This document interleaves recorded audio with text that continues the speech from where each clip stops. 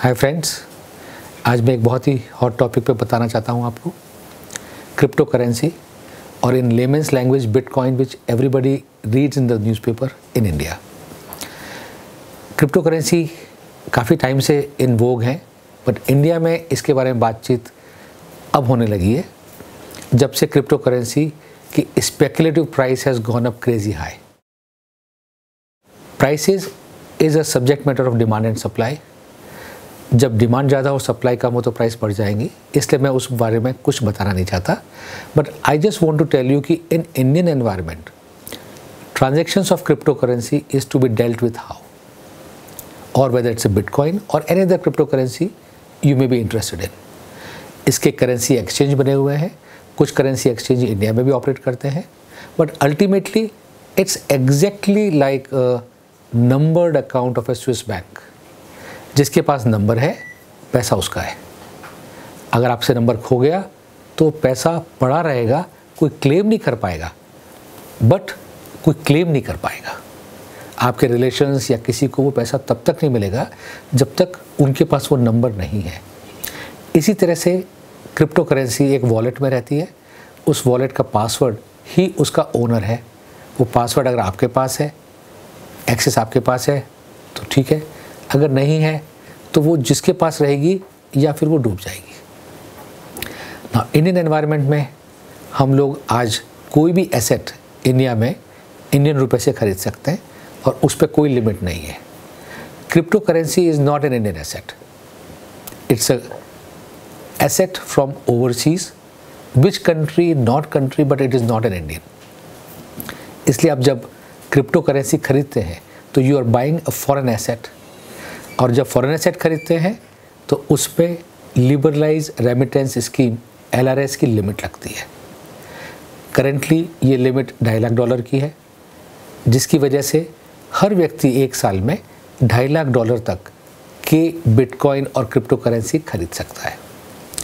आज खरीदते समय आपने LRS किया तो उसके ऊपर आपको 5% का सेस देना होता है, और वो सेस अगर आपने नहीं दिया है तो you are indirectly violating a FEMA regulation, foreign exchange management regulation, जो आप किसी भी LRS रेमिटेंस के समय आपको 5% का सेस देना होता है अगर amount of remittance is more than 7 lakhs in a year. अगर आप 7 लाख से कम के बिटकॉइन खरीदते हैं तो 5% सेस एप्लीकेबल नहीं होता।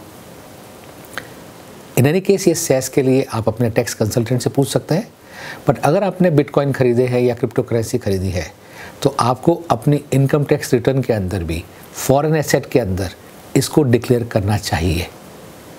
ये रिक्वायरमेंट है, आपकी चॉइस नहीं है। ये मत सोचिएगा कि मेरे को दिखाने की ज़रूरत थी या नहीं थी। It's a compulsory declaration of the foreign asset in your tax return.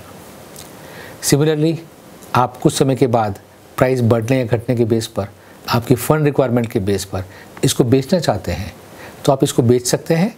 बेचने पर जो नफ़ा नुकसान होगा वो as a capital gain, depending on कितने टाइम तक आपने इसको होल्ड किया था उसके बेस पे रहेगा। And any LRS remittance when went, जिसका कुछ भी पोर्शन आपने बेचा होगा, वो पैसा इंडिया आना वापस कंपलसरी है।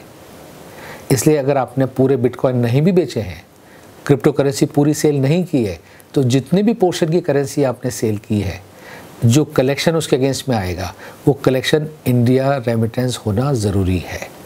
आप उसको फॉरेन पार्क नहीं कर सकते, किसी बाहर के अकाउंट में नहीं रख सकते, आप उसको और किसी यूज़ करने के लिए नहीं ले सकते। और आज अगर बिटकॉइन की acceptance like a barter system, like a currency किसी प्रोडक्ट के लिए हो सकती हो, तो आप उस बिटकॉइन को यूज़ करके दूसरी एसेट ओवरसीज नहीं खरीद सकते unless you take a specific reserve bank permission.